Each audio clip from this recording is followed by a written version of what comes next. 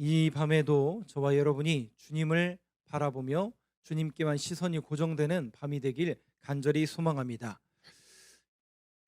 심리학 용어더라고요, 이 단어가. 조망 효과라는 단어 혹시 아시나요? 영어로는 오버뷰 이펙트라는 효과인데요. 조망 효과. 이 단어를 검색해 보면 꼭 나오는 그림이 있습니다. 바로 달이 아니죠. 우주에서 지구를 바라보는. 그러면 우주에서 지구를 바라보면 어떻게 생겼어요? 뭐 어떻게 생겼어요? 동그랗게 생겼죠. 지구라는 동네. 근데 여러분, 그 우주 비행사 또 우주에서 이 땅을 바라본 모든 사람들이 공통적으로 하는 고백이 혹시 뭔지 아세요? 굉장히 지구가 작다라는 고백입니다.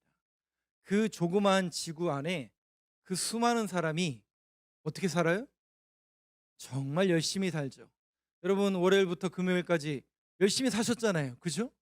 열심히 달려오고 열심히 사셨고, 비록 육신은 오늘도 피곤하지만 주님을 만나기 위해서 여러분들이 이렇게 달려오셨는데, 오늘 제가 서두에 조망 효과, 그러니까 하나님이 우리를 위해서 이렇게 우리를 내려다보시면 우리의 모습이 어떨까. 그러니까 우리가 육체가 비록 여기에 있지만 이탈해서 저 위에서 우리의 모습을 본다면 얼마나 작고 연약하고 부족할까. 근데 여러분, 그 하나님이 위에서 저와 여러분들을 보시면서, 와, 네가 오늘도 나를 만나러 왔구나, 네가 기도하는 자리 가운데 나왔구나. 여러분, 하나님께서 그렇게 보실까요, 안 보실까요? 예, 오버뷰 이펙트. 하나님께서 저와 여러분들을 그렇게 보고 계실 줄로 믿습니다. 그래서 이 밤에도 저와 여러분들의 모든 시선과 고백이 저만 보는 게 아니라 주님만 바라보시면서 그 시선과 기도의 제목이 간구가 고정이 되어서 온전히 하나님께 나아가는 저와 여러분들의 고백이 되어지길 간절히 소망합니다. 자, 우리 옆에 분들에게 이렇게 인사하고 시작했으면 좋겠습니다. 옆에 분들을 보시면서 인사하실 때 주님만 바라봅시다. 한번 인사하시죠. 네, 이 밤에 주님만 바라보는 저와 여러분 되길 간절히 소망합니다. 자, 오늘 시편 38편을 22절까지 안 읽고 9절까지 여러분들 같이 읽었는데, 읽어가시면서 내용이 좀 어땠던 것 같습니까? 내용 자체적으로는 좀 내용이 암울합니까? 뭔가 찬송의 노래 같습니까? 굉장히 암울하죠. 근데 여러분, 제목을 한번 보세요. 제목, 부제가 이렇게 달려져 있죠. 38편 앞에 뭐라고 써져 있어요? 누구의 시요? 다윗의 시인데 그 내용이 있어요. 기념하는 시래요.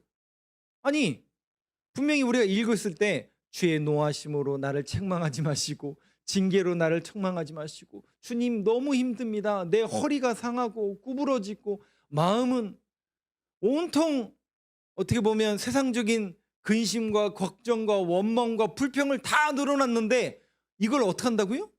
기념한대요. 그러니까 이게 어떤 의미로 우리가 이 부분을 받아들이셔야 되냐면, 그래서 원래 뜻은 이런 의미입니다. 다윗의 기념하는 시지만 다윗을 기억하게 하는 시입니다. 그러면 뭘 기억하게 하는 걸까? 무엇을 기억하고 싶어서 다윗이 지금 이렇게 원망과 근심과 걱정과 불평을 쏟아놓는 이 단어와 이 내용을 시어로 만들었을까? 그래서 대부분의 학자는 이 시편이 아마도 사무엘하 맨 마지막 24장에 보면 무슨 일이 벌어지냐면, 사울이 큰 죄악을 왕이 된 이후에 큰 죄악, 성경에 기록되어 있는 큰 죄악 두 가지. 첫 번째는 밧세바를 범한 사건, 그리고 맨 마지막에 뭐를 해요? 인구를 계수한 사건. 그 인구 계수한 사건으로 인하여 무슨 결과를 초래하죠? 하나님이 세 가지를 선택하게 하시잖아요. 왜? 하나님은 공의로운 하나님이기 때문에 그 죄악을 심판하시거든요. 징계하시거든요. 그러면 세 가지를 선택하라고 했어요. 7년 동안 이 땅에 기근이 올 건가? 3달 동안 네가 원수에 의해서 도망 다니던가? 사흘 동안, 3일 동안 이 땅에 전염병이 내리던가? 뭘 선택합니까? 1번, 2번, 3번. 3번이죠. 그래서 사흘 동안 전염병이 일어나서 이스라엘 온 전역에 몇만 명이요? 7만 명이 전염병으로 죽게 됩니다. 자신의 죄악으로 인하여, 인구개수라는 그 죄악으로 인하여, 하나님 보시기에 죄악으로 인하여 그런 결과를 초래하게 되었으니 다윗의 마음이 어떨까요? 주여, 이 고난이, 이 징계가 너무나 힘듭니다. 우리를 용서하시고 나를 용서하시고 나의 죄악을 용서해 주옵소서. 그런 고백으로 오늘 시편을 노래하고 있는데, 자, 오늘 본문으로 여러분들과 함께 들어갈 텐데, 자, 오늘 이 다윗의 그 근심과 걱정이 오늘 오늘 이 밤에도 기도하러 나온 저와 여러분들에게 어떤 의미로 다가와야 되고 기도 제목이 되어야 되는가, 내용으로 한번 들어가 보도록 하겠습니다. 1절 말씀 한번 보여주시죠. 우리 1절만 한번 같이 다시 읽어보겠습니다. 시작. 여호와여, 주의 노하심으로 나를 책망하지 마시고 주의 분노하심으로 나를 징계하지 마소서. 그러니까 다윗의 그 죄악으로 인하여 하나님이 징계하시고 주님의 노하심으로 책망받고 있는데, 여러분, 성경에 하나님의 분노, 하나님의 노하심, 이 단어의 원뜻이 제가 언젠가도 말씀을 드렸는데 이 단어입니다. 다시요. 하나님께서 분노, 하나님께서 노하심, 그 단어를 쓸 때는 구약 성경에는 아프라는 단어를 써요. 우리 아프다 할 때 그 아프예요. 아프. 원어로 아프예요. 그 분노라는 뜻인데, 하나님이 분노한다라는 뜻인데, 이 아프라는 단어가 어떤 의미가 있냐면 징계한, 화가 난다라는 의미보다는 콧구멍이라는 뜻이, 놀랍게도 신기하죠? 네. 콧구멍이라는 뜻이, 노여움이라는 단어여야 되는데 아프라는 단어가 하나님의 분노라는 단어인데 놀랍게도 콧구멍이라는 뜻이에요. 그게 뭘 의미하는지 혹시 아시나요, 여러분? 이게 유대인들의 워드플레이인데 말놀이인데요. 그 콧구멍을 통해서 하나님께서 뭘 불어넣어 주시죠? 생기를 불어넣으시죠. 우리는 원래 하나님의 피조물이에요. 흙으로 피조물이에요. 흙으로 된 피조물인데 거기에 하나님의 아프, 하나님의 생기가 들어가니까, 루하르가 생기가 들어가니까 어떻게 됐어요? 죽은 영이 산 영이 된 거예요. 그것을 의미하면서 우리는 지금 하나님의 분노와 하나님의 진노 가운데 있지만, 여러분 생각해 보세요. 하나님께서, 예를 이렇게 들어도 되나? 저분 목사님이잖아요. 저분이 목사님인데 죄를 지을까요, 안 지을까요? 라고 물어보면 곤란하시겠지만 저분도 조금 그럴 때가 있겠죠. 그러면 하나님이 우리 목사님을 봤을 때 쟤 왜 저러지? 이렇게 생각할까요, 안 할까요? 하시겠죠. 인격적인 하나님이니까. 그러면서 자꾸 빗나가는 거예요. 자꾸 빗나가는 거예요. 안 빗나가시지만 자꾸 빗나간다고 가정을 해보세요. 자꾸 빗나가. 그러면 여러분, 하나님이 어떻게 하셔야 돼요? 1번, 그냥 조망만 한다. 2번, 하나님이 징계하신다. 1번이에요, 2번이에요? 예? 1번이라고요? 2번이죠, 2번. 왜요? 왜요? 아무런 관련이 없으면 하나님이, 제가 그 얘기 말씀드렸잖아요. 제가 주기도문 강의에 말씀드리면서 하늘에 계신 우리 아버지라니까요. 우리 아저씨가 아닙니다, 여러분. 옆집 아저씨가 아니에요. 하나님은 우리 아버지라고요. 인격적인 하나님이세요. 근데 우리는 하나님을 어떻게 대해요? 자꾸 아버지로 대하는 게 아니라 동네 아저씨로 대하는 분들이 종종 있다니까요. 아닙니다, 여러분. 우리 아버지예요. 우리 아버지니까 혼내는 거예요. 그래서 분노하다라고 우리가 번역을 하지만, 여러분 한번 객관적으로 그냥 생각해 보세요. 하나님의 입장에서 우리가 죄를 져요. 우리가 빗나가요. 그런다고 하나님이 징계를 하실 이유가 있어요, 없어요? 여러분 생각해 보세요. 우리가 죄 짓는다고, 우리가 뻘짓거리 한다고 하나님의 역사가 변합니까? 세상이 뭐 이상해집니까? 아닙니다. 그냥 우리 개개인의 잘못일 뿐이에요. 그런데 여러분, 하나님의 입장에서는 그거를 놔둘 수가 없다니까요. 왜요? 내 자녀니까, 내 아들이고 내 딸이니까 그냥 놔둘 수가 없는 거예요. 그러면 그 하나님의 징계는 하나님의 사랑에 대한 증거 아닌가요? 아무런 일이 안 벌어져요. 내가 늘 죄악에 빠지고 내가 이렇게 지금 빗나가고 있는데, 영적으로 잠들어 있는데 아무런 일이 안 벌어져요. 여러분 심각한 거 아니에요? 그렇잖아요. 여러분 자녀들이 매일같이 죄악을 범하고 매일같이 거기에 빠져 있는데 여러분 속 터져요, 안 터져요? 그렇잖아요. 그럼 어떻게 해요? 어떻게 해서든지 막으려고 노력할 거 아니에요. 그게 아버지 어머니의 도리 아니에요?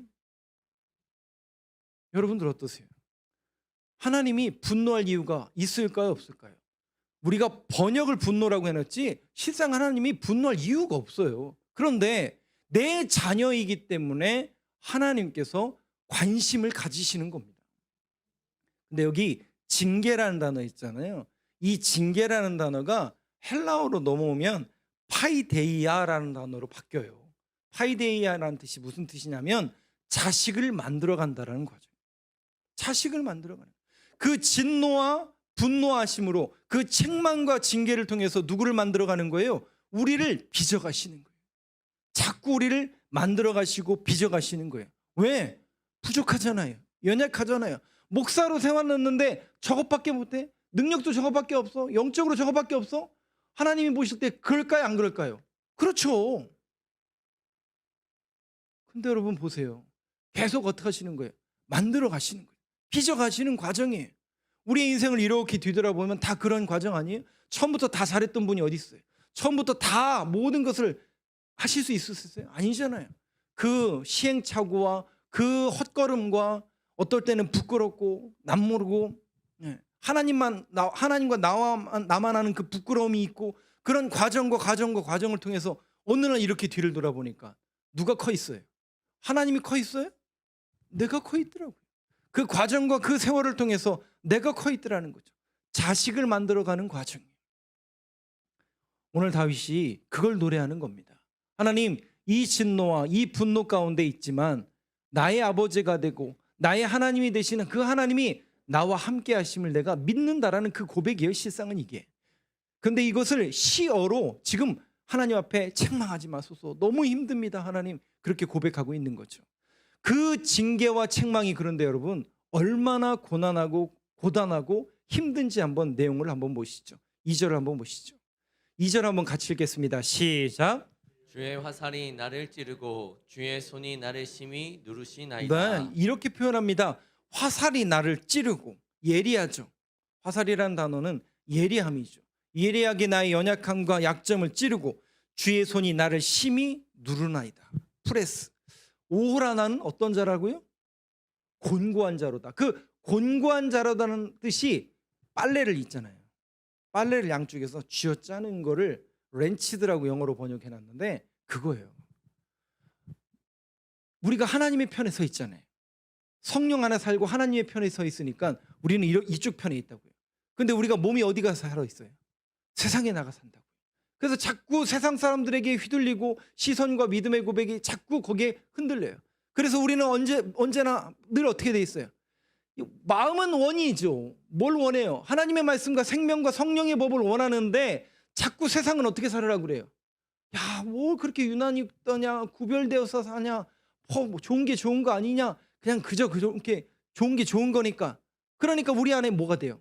이게 자꾸 렌치드가 돼요. 오라 나는 곤고한 자로다. 마치 그렇게 사도 바울이 고백하고 있는 것처럼 주님의 손이 나를 심히 누르나이다. 그 하나님께서 나를 징계하는 그 고통이 너무나 힘듦을 지금 다윗이 노래하고 있는 거죠. 고백하고 있는 거죠. 넘겨주시죠. 3절과 4절 말씀인데요. 저하고 한 절씩 교독하겠습니다. 주의 진노로 말미암아 내 살에 성한 곳이 없사오며 나의 죄로 말미암아 내 뼈에 평안함이 없나이다. 내 죄악이 내 머리에 넘쳐서 무거운 짐 같으니 내가 감당할 수 없나이다. 여기 보시면요, 여러분, 죄악을 깨닫게 돼요. 죄악을 깨닫게 돼요. 그 징계와 그 하나님의 책망을 통해서 그 누르심과 그 고통을 통해서 우리가 뭘 깨닫냐면 내가 죄인이었군요. 하나님, 나의 죄로 말미암아 내 뼈에 평안함이 없나이다. 내 죄악이 내 머리에 넘쳐서 무거운 짐 같으니. 그러니까 밧세바를 범할 때는 죄인지 알아요, 몰라요?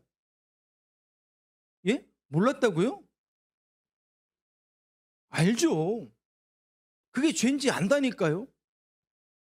인국의 교만함을 드러내는 거거든요. 안다니까요. 근데 이번만큼은 봐주시겠지. 그거보다 내 욕망이 더 큰 거예요. 그래서 해버리는 거예요. 근데 주의 진노가, 주의 징계가 그걸 깨닫게 해주는 거예요. 나를 누르는 거예요. 그 누름을 통해서 비명이 나오죠. 뭐밖에 없어요. 주여. 그러면서 그렇군요, 하나님.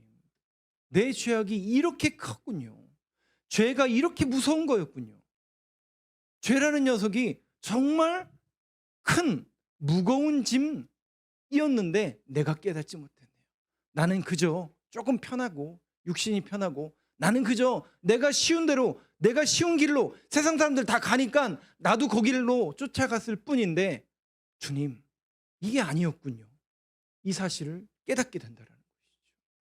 그런데 한 가지 제가 이렇게 말씀을 드리면서 여러분들이 조금 조심해서 해석해야 될 부분이 뭐냐면 그러면 목사님이 하는 얘기면 지금 내가 고난을 당하고 있고 연약해지고 지금 진노를 당하고 있는 모든 것이 내 죄악 때문이냐? 꼭 그렇지만은 않습니다. 생리적인 현상일 수도 있습니다. 내가 지금 아픈 건 나의 죄악 때문이냐? 다 그렇지는 않습니다. 그 부분을 여러분들이 오해해서 생각하지 마세요. 오늘 다윗의 이 고백 속에서 우리가 그것만 국한시켜서 생각을 하셔야 됩니다. 그런데 그 죄의 심각성을 깨닫는 그 다윗의 모습을 보면서 우리도 다시 한번 이 죄에 대한 심각성을 저와 여러분들이 깨달으셔야 됩니다. 실상 어떤 신학자가 제가 종종 인용해서 이 구원에 대해서 이렇게 얘기하잖아요. 한 가지가 있어요. 가지가 있고 나무가 있고 가지가 있어요. 꽃이 폈어요. 근데 가지가 떨어졌어요. 원 몸통에서 떨어졌어요. 근데 떨어졌는데 거기에 꽃은 아직 붙어 있어요, 안 붙어 있어요? 붙어 있죠. 그 꽃은 죽은 꽃이 안 죽은 꽃이? 네? 더 정확하게 죽을 꽃이죠. 그죠? 앞으로 죽을 꽃인 거죠. 이걸 구원으로 설명하시더라고요. 우리가 이미 그렇게 돼 있는데 모르고 있다는 거예요. 이미 죽어가고 있는데 그 죄악으로 인해서 하나님과 떨어진 건데 죄악으로 인해서 하나님과 분리된 건데 분리된 줄도 모르고 내 인생이 지금 화양연화라는 단어 아시나요 혹시? 최고의 그때구나 라고 생각하면서 생각하고 있는 어리석은 인생을 다시 한번 이 모습을 그 신학자는 이야기하시더라고요. 아니라는 거죠. 성경을 통해서 우리는 깨달으라는 거죠. 떨어졌다니까요. 그 죄악으로 인해서 내가 분리가 됐다니까요. 하나님하고 끊어졌다고요. 결국 그것을 다시 이을 수 있는 방법, 내가 다시 한번 하나님 앞에 접붙임 당하는 접붙임이 되는 그 방법은 오직 성경에서 뭐만 얘기해요? 예수 그리스도를 믿는 겁니다. 주님으로만 그 사실이 가능하다라는 것이죠. 그래서 성경에서 말하는 이 논리 속에서, 이 원리 속에서 저와 여러분들이 한번 곰곰이 생각해 봐야 될 것이 뭐냐면, 하나님은 여러분 우리가 아무리 실패할지라도 한 번 더 기회 주시는 분인 걸 알고 계시나요? 왜 그런지 보세요. 아담이라는 인간이 우리의 인간을 대표하잖아요. 우리의 모습이에요. 근데 그 아담이 실패하나요? 성공하나요? 하나님 보시기에 실패해요. 그러면 끝난 거죠. 하나님 입장에서는 너 끝났으니까, 실패했으니까 너하고 이제 나하고 아무런 관련이 없으니까 너 그렇게 살다가 죽어라, 그러시던가요? 하나님은 구원의 계획을 이미 창세기부터 세우시는 거예요. 그 아담의 실패를 통해서 예수 그리스도를 내가 보내야 되겠구나. 예수 그리스도로만 다시 너희들이 완성이 될 것이고 다시 내 자녀가 될 수 있다라는 그 구원의 계획을 하나님이 세우시는 거예요. 그래서 우리에게는 뭐가 더 있다고요? 기회가 늘 있습니다. 우리가 넘어진 숫자보다, 우리가 실패한 숫자보다 예수 그리스도를 믿는 사람들에게는 언제나 기회가 있다라는 사실을 분명히 기억하는 저와 여러분이 되길 간절히 소망합니다. 이 내용을 히브리서는 이렇게 이야기합니다. 넘겨주시겠어요 혹시? 그 밑에 보면 지금 PPT에 히브리서 없어요? 히브리서 4장 14절 15절 16절에 있는 말씀은 제가 그냥 읽어드려도 여러분들이 잘 아실 겁니다. 우리에게 큰 대제사장이 계시니 곧 하나님의 아들 예수시라. 우리가 믿는 도리를 굳게 잡을지어다. 바로 예수 그리스도를 이야기합니다. 히브리서 4장 14절부터 16절. 거기에는 이렇게 또 기억되어 있습니다. 우리에게 있는 대제사장은 우리의 연약함을 동정하지 못하실 이가 아니요 모든 일에 우리와 똑같이 시험을 받으신 이로되 죄는 없으시니라. 그러므로 우리는 긍휼하심을 받고 때를 따라 돕는 은혜를 얻기 위하여 은혜의 보좌 앞에 담대히 나아갈 것이라. 우리가 다시 한번 일어나고 다시 한번 일어설 수 있고 그 기회가 주어지는 것은 오직 담대히 하나님 앞에 나아갈 수 있는 예수, 그 주님이 우리의 근거가 되시고 동기가 되시고 원인이 되신다는 사실을 분명히 기억하는 저와 여러분이 되고, 오늘도 그 주님만을 바라보며 그 주님께 붙들리는 이 밤 저와 여러분들의 고백이 되길 간절히 소망합니다. 자, 6절 한번 말씀 보시죠. 넘겨주시고 6절 말씀 보면요, 이렇게 써져 있습니다. 내가 아프고 심히 구부러졌으며 종일토록 슬픔 중에 다니나이다. 한 절 또 넘겨주시죠. 7절 말씀. 내 허리에 열기가 가득하고 내 삶에 성한 곳이 없나이다. 그러니까 그 하나님의 징계와 진노가 얼마나 고난하고 고단하고 피곤한지를 지금 시어로 이렇게 노래하고 있는 겁니다. 그런데 육신이 아픈 것도 문제이겠지만 진짜 문제가 뭘까를 생각해 보면 8절인 것 같아요. 내가 피곤하고 심히 상하였음에 뭐가 문제일까요? 마음이 불안하여 신음하나이다. 마음이 불안하여 신음하나이다. 여러분 혹시 불안함으로 인해서 밤 새워 보신 기억이 있으시죠? 뭐 그것이 비단 모든 분들에게 다, 어떤 분은 뭐 불면증으로 인해서 밤을 지새워야 되고, 어떤 분은 또 고민하느라고, 또 내일 누군가를 만나야 되는데, 또 어떤 선택을 해야 되는데 밤새 잠 못 이루는 분들이 있죠. 왜요? 마음이 불안하니까. 또 오늘 우리 젊은 우리 선생님이랑 이렇게 오셨는데, 제가 영적 침체에 대해서 이번 주 새벽 시간에 말씀을 드렸는데, 우리를 영적으로 침체하게 만드는 두 가지 원인을 마틴 로이드 존스 목사님은 이렇게 진단을 하더라고요. 첫 번째가 미래에 대한 불안감이래요. 미래에 대한 불안감.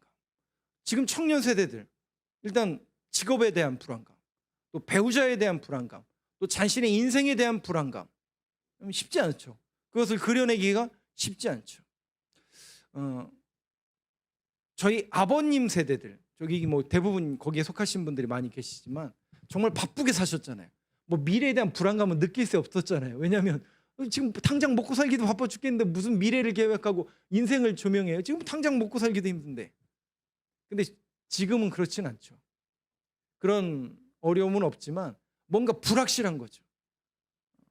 미래에 대한 불확실감. 그것으로 인해서 기도가 더 안 된다는 거죠. 또 두 번째 영적인 침체를 가져다 주는 원인이 뭘까?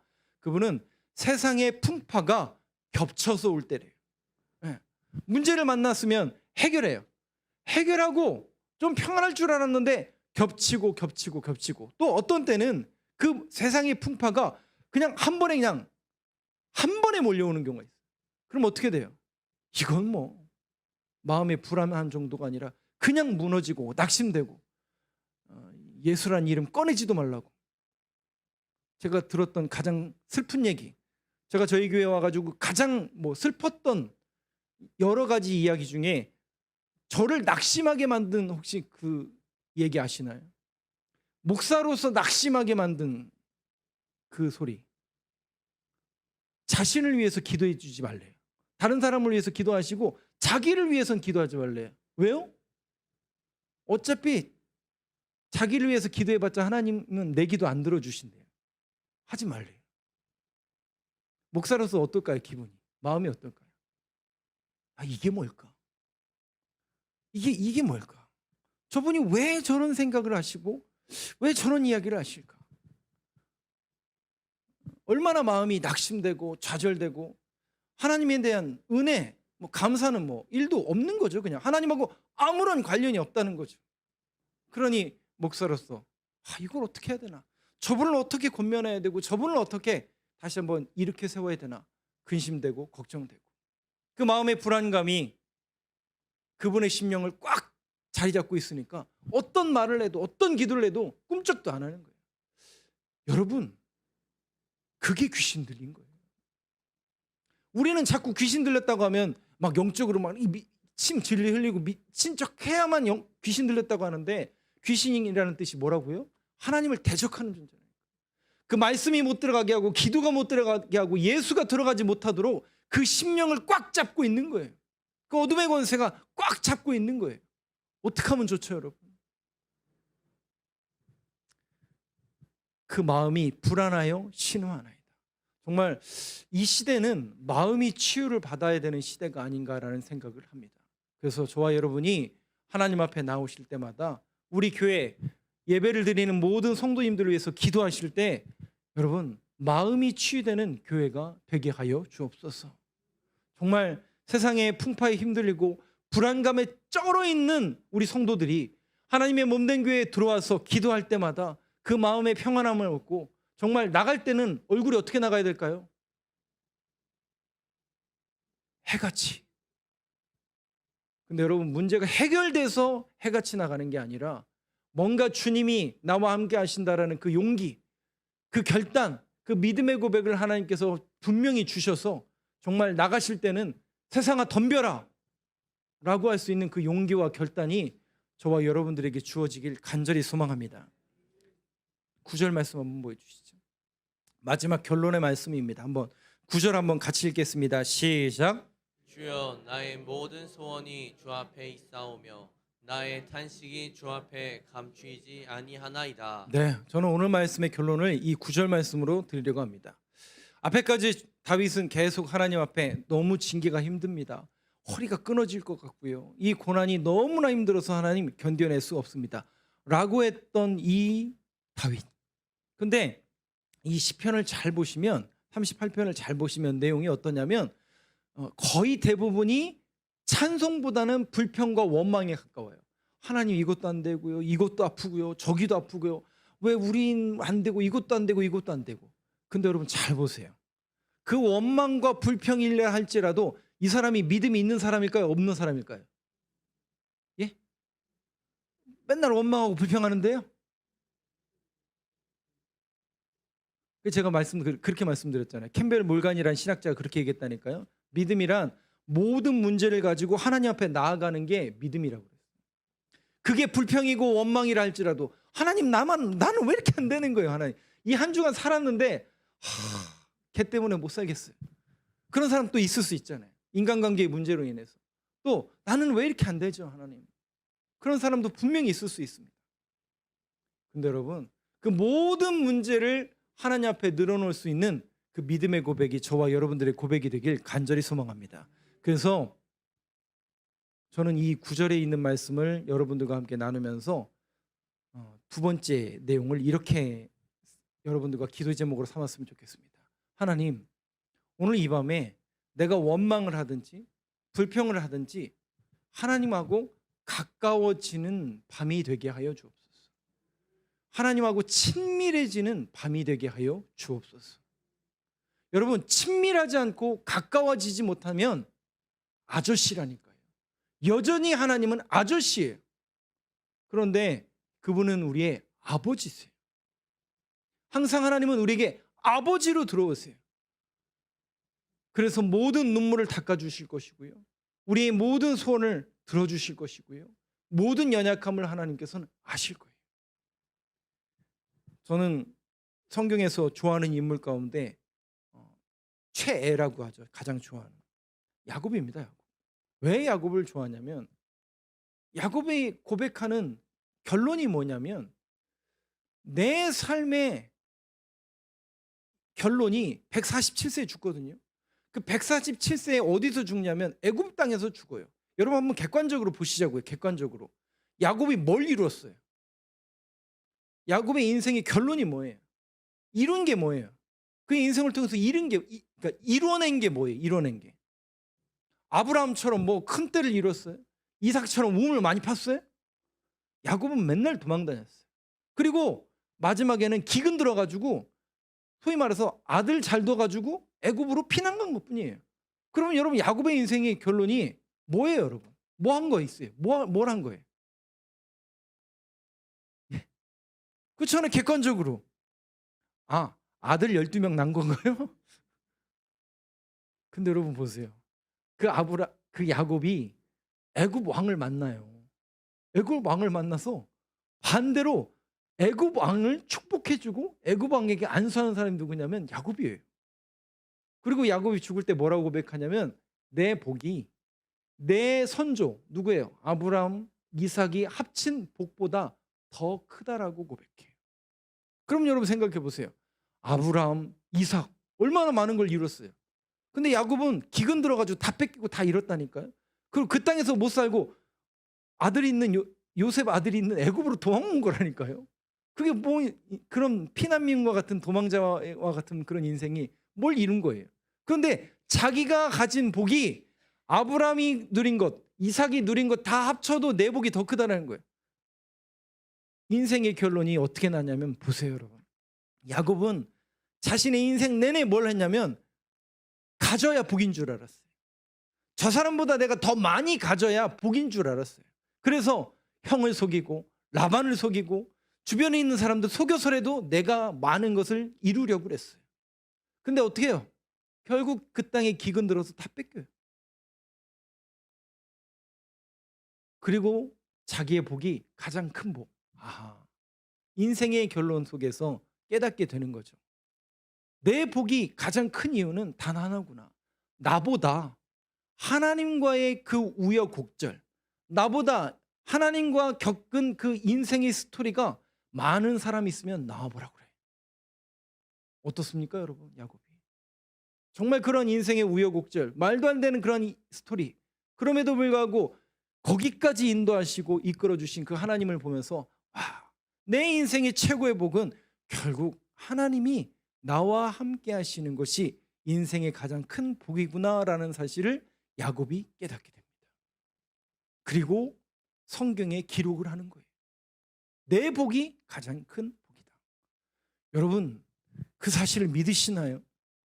여러분들이 지금 이미 복을 받고 있는 아슐에 여러분들 자체가 이미 복된 사람인데 그 사실을 분명히 깨닫는 저와 여러분이 되길 간절히 소망합니다. 그 아버지 되시는 우리 아버지가 되시는 그 주님이 오늘 이 밤에도 저와 여러분들과 함께하길 간절히 소망합니다. 그래서 저와 여러분이 이 밤에도 기도할 때 조금 정제된 언어나 거룩한 기도는 제가 할 테니까 여러분들은 하나님과 조금 친밀해지는 밤이 되길 간절히 소망합니다. 나의 눈물 아시지 않습니까, 하나님? 내 연약함 아시지 않습니까, 하나님? 내 부족함 옆 사람이 들으면 부끄러울 내 기도의 제목 하나님 아시지 않습니까? 그 하나님 앞에 모든 것을 다 내려놓는 저와 여러분이 되고 주님과 더 한 걸음 가까워지는 이 밤 저와 여러분들의 간구와 기도의 제목이 되길 간절히 소망합니다.